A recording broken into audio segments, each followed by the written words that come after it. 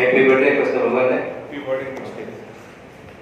મિત્રો, કૃષ્ણ ભગવાન જ્યારે પૃથ્વી પર હતા ત્યારે 125 વર્ષ જીવ્યા હતા.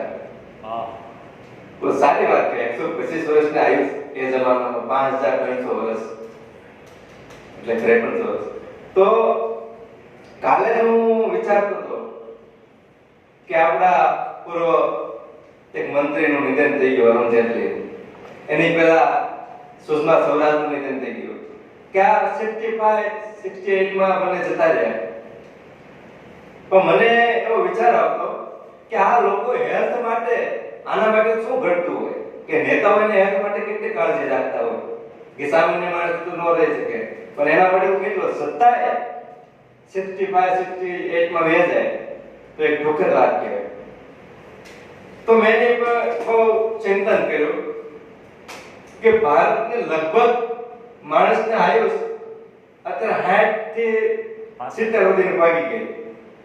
બહુ સારું જીવતું હોય, સારું ખાધેલું પીધેલું હોય તો એ હો વરે પગે, પણ કેવા જૂના આજના જનરેશનનો કોઈ માણસ હો વરે નહીં પગી શકે.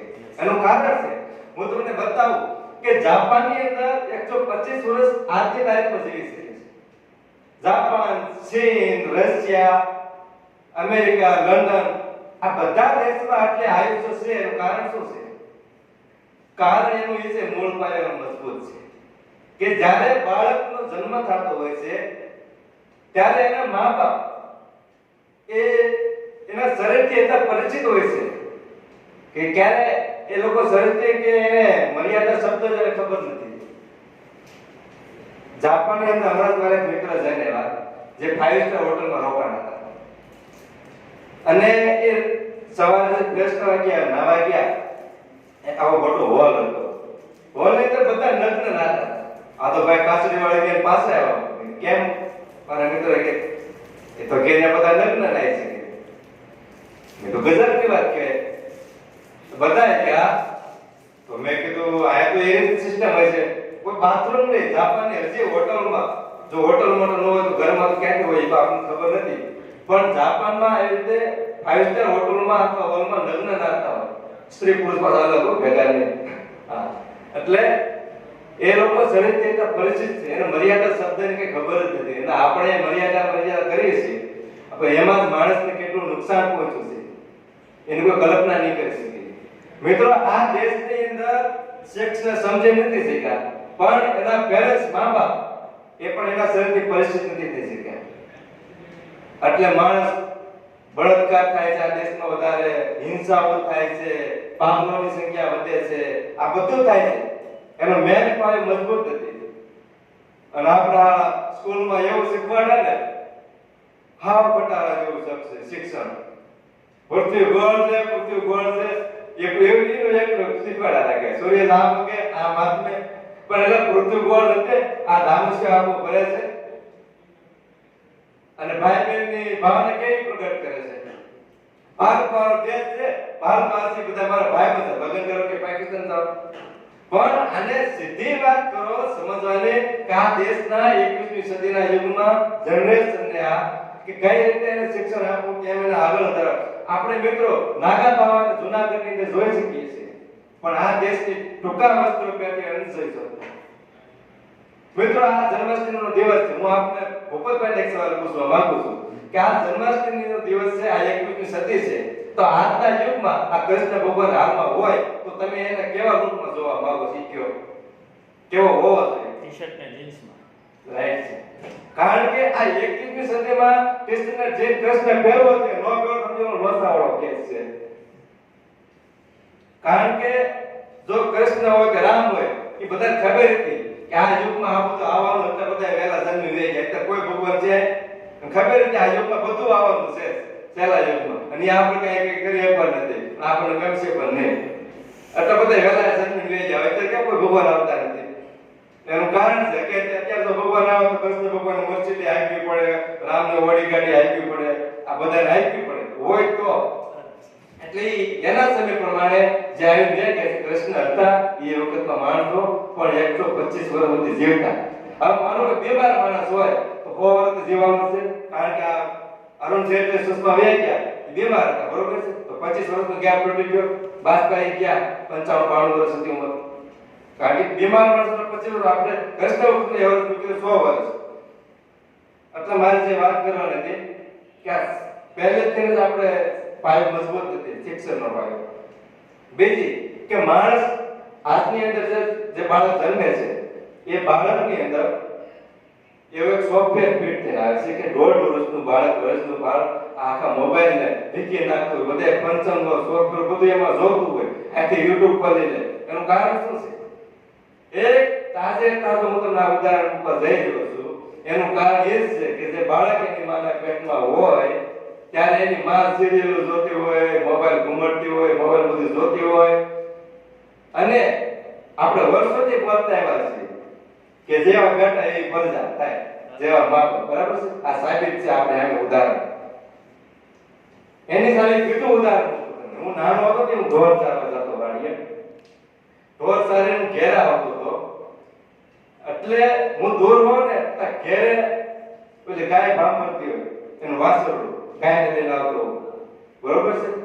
નકર તો હું કેટલા દૂર હોય વાસરડું એ ભાંભરતું તે ક્યાં સુધી સંભળાય. એનું કારણ શું છે? એનું કારણ એ જ છે કે એના તરંગો એને ખેંચતું હોય, એને ખબર હોય કે હવે મારી માં આવે છે ઘેરે. એટલે આ સાહેબ આ પુરાવો છે. હજી આનો કોઈ પ્રયોગ કરી શકે તો એનું રિઝલ્ટ મળી શકે. ગર્ભવતી સ્ત્રીને કોઈ પણ વસ્તુનો ઉપયોગ ન કરો અને ખાલી કેવળ એકવાર પુસ્તકો વાંચો, સાયન્ટિફિકના પુસ્તકો વાંચે એટલે ગેરંટી સાથે હું કહું છું ત્યાં વૈજ્ઞાનિક જ પેદા થાય.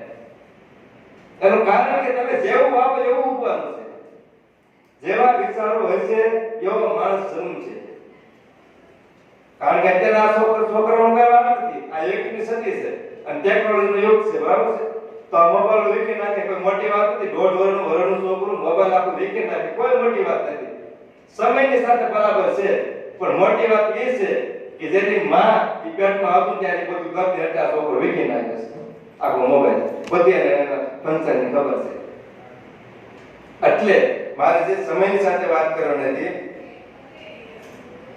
જે માગો નહીં એને બધું આપે જ છે. હવે અત્યારે મંદિરમાં આગો હોય ને તો ભગવાનને ખબર પડી જાય કે જો ભિખારી હેલો આવે છે કે કંઈક માગવાનું લાગે છે, અને માગે એને કુદરત ક્યારે આપતો નથી. અને જેને નથી માંગ્યું એને બધાને ઢગલા કરી દીધા છે. એટલે એની પાસે કેવળ સાક્ષી ભાવ અને થેન્ક યુ અને સોરી કહેવાતો કે તે મને મનુષ્ય અવતાર જે આપ્યો છે એ બદલ આભાર, થેન્ક યુ, મારી ભૂલ થઈ ગઈ, ચોરી થઈ. કોઈ વસ્તુ માગવાની નથી, માગે તો કઈ આપવાનું નથી. અને જે વાત કરે ને કે આ દેશના ટૂંકા વસ્ત્રો પહેરનારી નારીને કોઈ જોઈ શકતા નથી, આપણે એ બધી વાતો કરવી, મર્યાદા રાખો, સંસ્કૃતિ રાખો, એમાં એનો કશું વાંક નથી. આપણે જો જુનાગઢના નાગા બાવાને જોઈ શકતા હોય તો આ દેશની નારી આ ફેશન છે, ટૂંકા વસ્ત્રો કેમ ન પહેરી શકે? આ સમયની સાથે હું કઈ રામ વખત જીવી છે આપણે તો હું કાકરાને પાન બાંધી રખડવાનું શરીરને. આ યુગની અંદર જીવન જેવો યુગ છે, આના જેવો યુગ હારો છે ને. સુરતને બધું હાયા છે જ્યાં કાંઈ નથી. એટલે જીવી લો, ઢોસા બોસા ખાઈ લો, બહુ હારો જીવન જેવો યુગ છે. આ પીઝાનો યુગ છે. અત્યારે ગાયોને રોટલા નાખીને ઈ નથી ખાતી, ઈ પીઝા માંગવા પડી છે. ઈ કાંડા રોટલા જ ખાતી. બોલો, ઈ આ 21મી સદીમાં લોકોને તમે સર્વે કરી દો, તમારે સમયની સાથે મૂળ ચાલુ કોઈ સલાહ દેશે. આ ધર્મ જગત જેટલી બધી વાતો કરે છે જૂની, એનું કારણ શું છે? જૂની સંસ્કૃતિની વાતો કરે છે પણ છતાંય એને ખબર નથી સમયની સાથે ચાલી જાય છે. એ વૈજ્ઞાનિકની સાયન્ટિફિકની નિંદા કરતા હોય, ભગવાન કેવું એ લોકો નિંદા કરે કે વિજ્ઞાન કે ભગવાન છે ને, પણ ધર્મ જગત એમ કે છે ભગવાન છે. તો તમે જે અત્યારે જે ફંક્શનમાં જાઓ છો એ ગાડીમાં તમે 21મી સદીની ટેકનોલોજીની ગાડી છે, મર્સિડીઝમાં આવો છો, મોબાઈલ યુઝ કરો છો, આ 21મી સદીના સંપર્ક કરો, આ બધું 21મી સદીનો યુઝ કરીએ છીએ, છતાં આપણે વાતો 10,000 5,000 વર્ષની કરવાની કરીએ છીએ. એટલે આ દેશની ઘટના એ છે કે સમયની સાથે ચાલી નથી શકતો. અને કે ભારત બેરોજગાર શું કામ બને? આ વસ્તી નિયંત્રણ કરવાનો મુદ્દો કેમ આવ્યો? કે વસ્તી નિયંત્રણ કરવાનો મુદ્દો એ મતલબ એવો, એનો અર્થ એવો કે આ દેશમાં 5 કરોડ યુવાનો છે, એને આપણે રોજગાર પૂરો નથી પાડી શકતા. એટલે વસ્તી નિયંત્રણ આ ચીનમાં 200 કરોડની વસ્તી છે, એને નહીં કરવી પડતી વસ્તી નિયંત્રણ. જો છતાંય કોઈ ચીનમાં તમને કોઈ ભિખારી જોવા નહીં મળે, કોઈ રખડતો ન હોય, અને આપણે કાબોદ્રાથી રસના સુધીના રોડે જાજો. આ દેશની અંદર કેમ કપડા પહેરવા એ આપણે નથી શીખવાડી શકીએ મિત્રો. કેમ કપડા પહેરવા, કેમ હાલવું, આ કાબોદ્રાથી રસના સુધીના એ રોડની અંદર તમને બધું એમાં જોવા મળી જાય છે. ઘેટા બકરા જતા હાલે ઢેર ઢોળા જતા. આ બહુ સમજાતી વાત છે. આપણે ધર્મની મોટી મોટી વાતો કરે છે, આપણે સમાજને કઈ સાચી દિશામાં નથી વાળે છે. એ મને મારું કહેવાનું હતું હશે.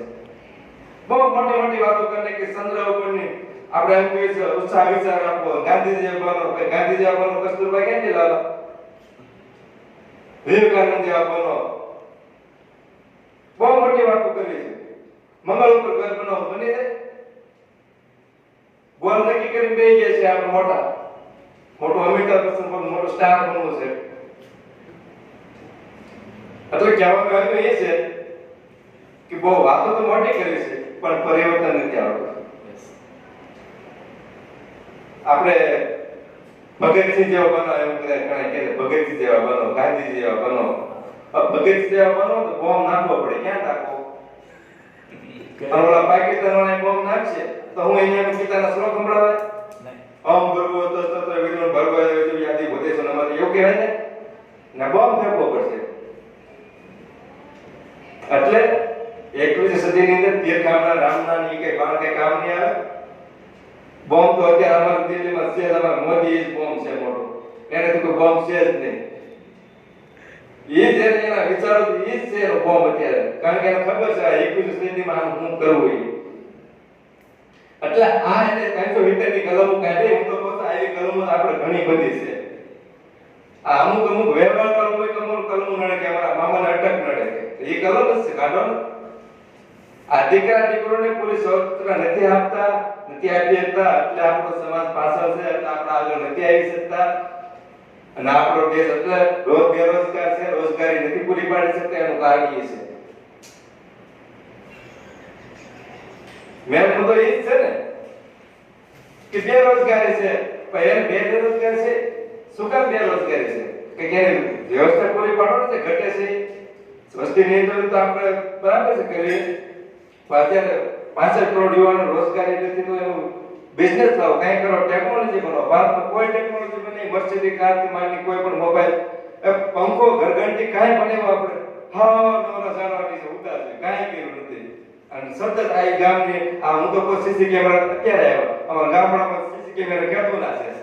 બાબલા વાતો કરતા હોય આ કોના હોવો છે, ભેં લઈને જાય છે, કોની ભેં છે એમ પૂછે, એમ ન કોના હોવો છે. ફલાણી છોકરી ભાગી ગઈ, ફલાણું છૂટું થઈ ગયું, ફલાણું નામ થઈ ગયું, બધું થઈ ગયું. અને હજી દૂર થાય આનું વાતો કરતા રહ્યો ને તો બીજા દેશો બધા રાજ કરી જાય. અને મેન કારણ એ છે કે ગામની પંચાયત પર મૂકો અને બે વ્યક્તિને ખાલી આપણે સજેશન આપવાનું છે. એક બિઝનેસમેનો બનાવો એવા કે ધીરુભાઈ અંબાણી જેવા 100 બિઝનેસમેન અને 100 એવા વૈજ્ઞાનિકો અબ્દુલ કલામ. આ દેશને કોઈ આંગળ સીધી પણ કહેજો એ જ કરવાનું છે, બીજું કાંઈ કરવાનું નથી. અને હવે બધું ઘણું બધું આપણે વાતો કરી, ડોક્ટરો એન્જિનિયરો ઘણા બધા બનાવી 50 વર્ષના ડોક્ટરો ખોટા નથી એટલા સ્ટોકમાં છે કે આજની સુધીમાં આજની ભણતા એ ડોક્ટરનું 50 વર્ષ સુધીમાં એટલા ડોક્ટરો છે. એટલે કે બસ મારે કહેવાનું હતું એ હતો. ડોક્ટરો તો હવે શેરી થઈ જાય તો ડોક્ટરો ટકડી લઈને નીકળો જોઈએ. હાલો માથું દુખે, હાંધાના દુખાવે કે આવી જાઓ, કારણ કે એટલા ડોક્ટરો હતા. એટલે વિજ્ઞાનની જરૂર છે, ટેકનોલોજીની જરૂર છે, ઉદ્યોગપતિની જરૂર છે. તો આ દેશના રોજગારો પૂરું થશે. અને આપને શાંતિપૂર્વક મને સાંભળો અને હું આશા રાખું છું કે તમે કાંઈ મેળવીને જાય છો, તમે એવા કોઈ સારા વિચારને તમે કાંઈ પણ લઈને જાય છો, તમે એમાં જરૂર સફળ થશો અને તમે ગોલને જરૂર પ્રાપ્ત કરશો. થેન્ક યુ, ધન્યવાદ.